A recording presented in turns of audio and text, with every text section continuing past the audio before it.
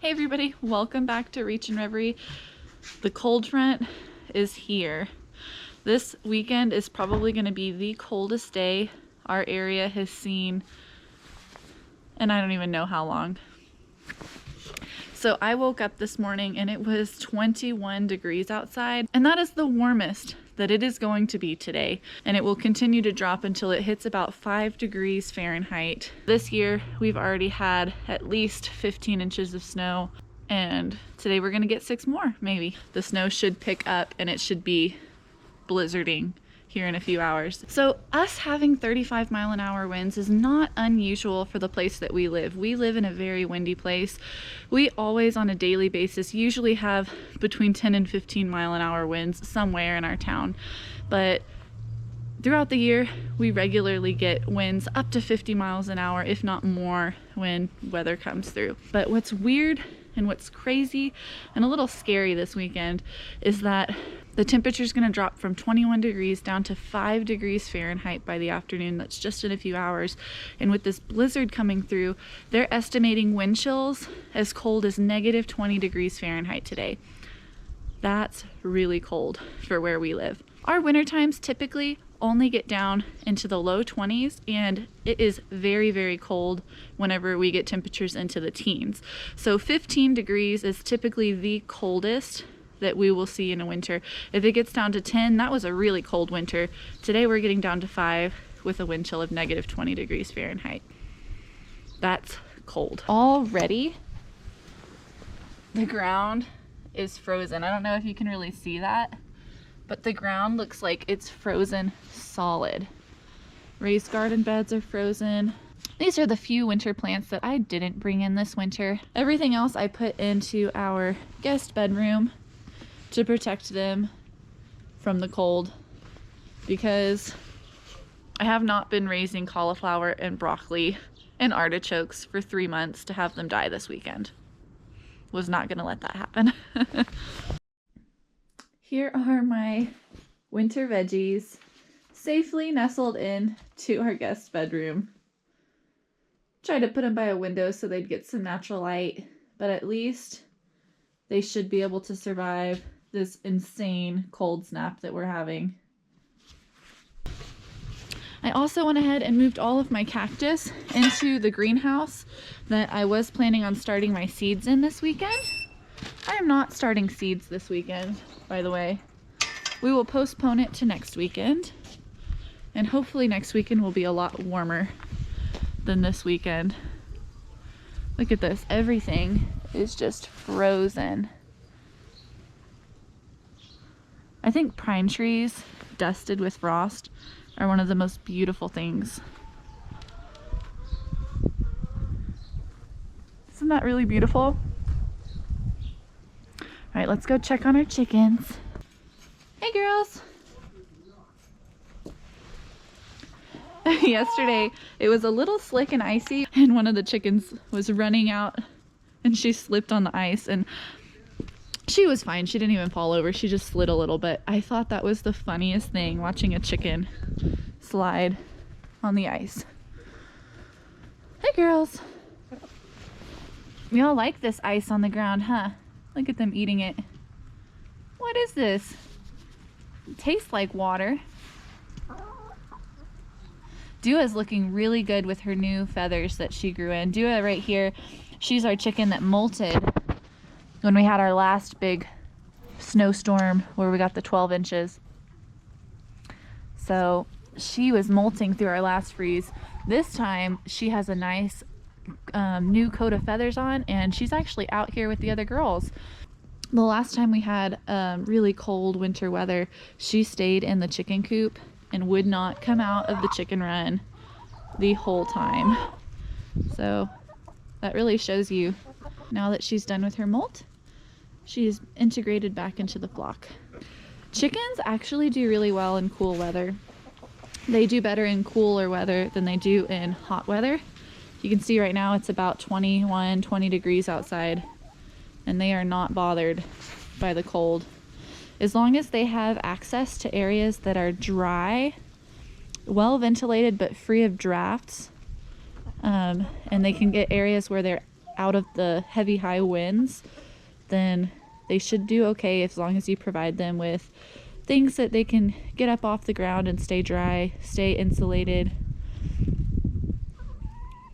So these little girls are happy as can be today. Let me give them some treats. And I'll show you, I've already spread a nice layer of hay through here, and they have leveled it throughout their little chicken coop. Do want to make sure that their water is not frozen. It's trying to. Right now this was frozen to the stone. It's getting a little slushy. So we'll just have to, and Luis, he actually filled this up not even an hour ago. He gave them new water and it's already slushy. So I'll have to come out here and check on this. You know, out here where we live in far western Texas in the Chihuahuan Desert, we have not invested in a heated water because we just don't get this cold often enough. Out here in western Texas, we do not have the infrastructure to deal with really cold weather like this. So just about everywhere in town is going to be shut down today, and businesses will stay closed. A lot of times you will be told to stay home unless you just absolutely have to drive, which is pretty nice. So where I work, it's considered an essential business. So if the weather's not cleared by Monday, I will still have to go to work Monday. But just one of those where take it nice and slow, defrost your car, be safe. My commute is only 2 miles to work. So on a great day where it is, you know, beautiful weather outside, it's a 4.5 minute drive to work. So if I take that extra time and make it maybe like a 10-minute drive to work, then I think we'll be all right. Something really cool and exciting, and I haven't shared with you guys yet, is I'm actually changing my job. I'm actually changing careers in this coming month. I have 1 more week at the job that I'm working at right now, and after that week I will be starting a whole new career with lots of great opportunities for growth, and I'm really excited. And one really cool thing about this new job is that it's only a couple blocks from here, from our house.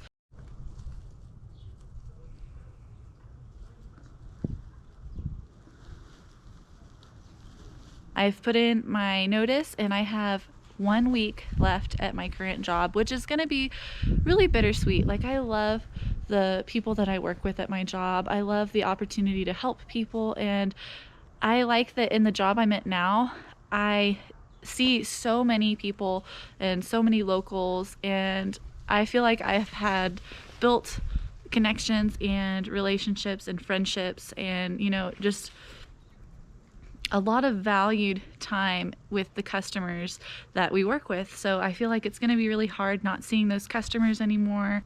Not working with those colleagues or coworkers anymore is going to be really hard for me, because I feel like we have become friends over the past few years that I've worked there. So that's going to be really hard, but I'm excited because this new opportunity is going to, in a whole new career, is going to open a lot of doors for me and my family, and I'm really excited about this new job that I'm going to do. So since my new job is only a few blocks away, I'm really excited that one of the perks is that I'm going to be able to walk to work and save money on gas, and especially on weekends like this where we live, we're not really cut out for this weather, so the roads are not that safe to drive on. It's only going to be a couple blocks away. Could throw some cleats on, some winter boots, and truck it out and get to work in under 5 minutes, which would be really nice. With the job that I have had and am currently working for the next week, until my last day, which is really sad. I have 4 days left on this job. Oh my gosh, I'm gonna tear up. But what's really interesting and neat is that that job that I've been working at the past couple of years is exactly 2 miles away from my house. So on a good day with really optimal weather, it's about a 4 to 4.5 minute drive to work. That's going to be something I definitely miss when we move away, is the commute anywhere, because where we live, even though our town is very small, it's a really small town and we're out in the middle of nowhere. It's unfortunate. Like, we're about 70 miles from the nearest Walmart, a 4-hour drive to a big metroplex to get to the city. So there are drawbacks to where we live, but one of the pros is the commute to work. So 4 minutes on the far end of town, like, which would be pretty much as far away as anyone's going to work out here, to just a couple minute walk. Doesn't get much better than that. So I'm really excited. I am nervous, and this is going to be a whole new career for me that I don't have a whole lot of experience in yet, but I'm really excited. Hey girls, what is it, Ariel? Let me add some more straw in here for you. There we go. Get a little more. I'm gonna have to buy some hay after this weekend.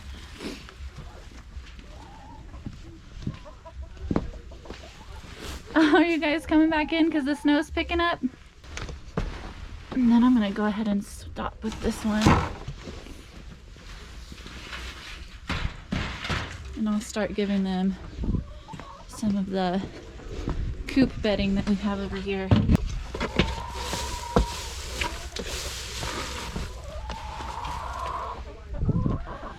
Ciao, girls.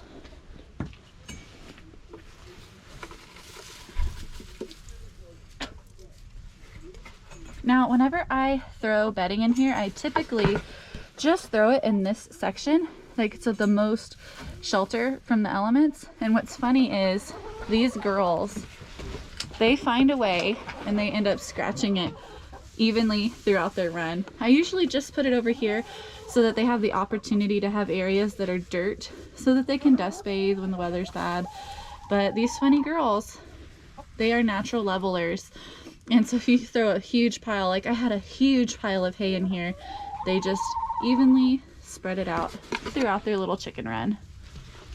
I like this bedding. This is called chopped straw. I like it a little bit better than pine shavings because it breaks down faster in the compost. Some things to note though is that you might have to change it out a little bit more frequently because it's not as absorbent as pine shavings are. So if it does get wet, it needs to be changed out a little bit more frequently. The good thing about where we live is that we live in a desert. We only average about less than 9 inches of rain a year out here. So keeping chopped straw dry is not really something that I'm super concerned about. So it works pretty well for us. Now, a 4 cubic foot bale of this is about $12, and a 4 to 5 cubic foot bale of pine shavings in my area is between $6 and $8, depending on where you buy it. So chopped straw is a little bit more expensive. I do find that it's a little bit more comfortable for the girls. It's very soft, very light and fluffy. But those are some considerations when you're looking for bedding for your chickens. Isn't that crazy that we had 12 inches of snow about a month ago? Then before that we got at least 4 inches more. I'm gonna have to go back and check on that video how many inches we got. So that right there is 16 inches at least. I think we might have gotten about an inch or two before that. So between 16 and 18 inches of snow already this year, and we might get 6 more inches today. And yet we average less than 9 inches of rainfall and precipitation and water every year. So that tells you how unusual this winter is for us. Last spring, sorry, I'm shaking the camera grabbing this, aren't I? So last spring, we only got rainfall a handful of times. I can count on one hand how many times we got rainfall. And probably 4 out of those 5 rains we got last year, it hailed every time and it only rained for a few minutes. So moisture is far between, hard to come by out here. So I'm gonna hold off and save some of this straw for after that snow keeps falling, just to make sure that I can keep adding dry bedding throughout this cold front that we have. Chicken tip I want to give you guys is I never fill this up all the way, because chickens, they like to be kind of picky. They peck at things. They're peckish. So they will sit here and scoop out feed until they find the piece that they want. So if you fill this up, this will be empty in about 3 days. And this right here for 9 chickens is probably like, I don't know, $10 to $15 worth of feed to fill this up. And that could last you a quarter to half a month in feed, depending on how many chickens you have, if you have less than 10. So I just put 1 to 1.5 scoops of feed in here at a time, and I will come back and check. And as they empty this, I will add more. But if you do completely fill this up, they will just scoop it all out and waste all of that feed, and your feed will just be on the ground. And chickens do not eat all of that, and it will just attract rodents and mold and decompose in here. So that's a cool chicken tip, is even though these feeders can hold like 30 pounds of feed at a time, I never fill them up.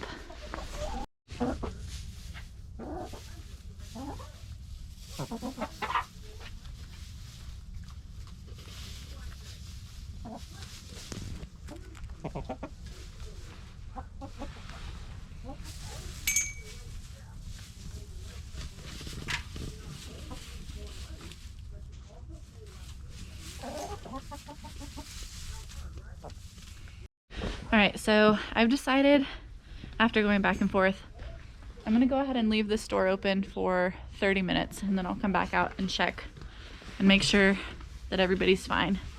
Go ahead and lock this open so that the wind doesn't blow the door shut and keep anybody out.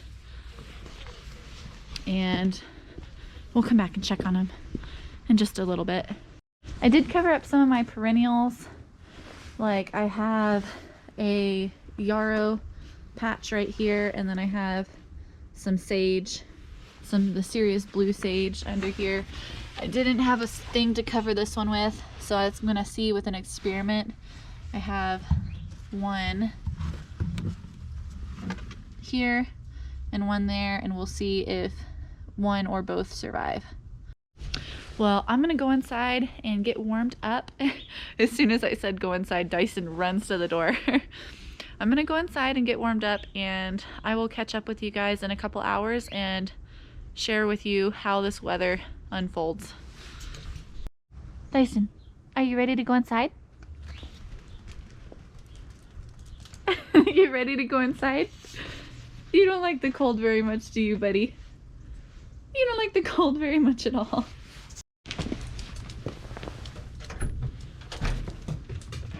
Dyson, I gotta wipe your feet. Come back.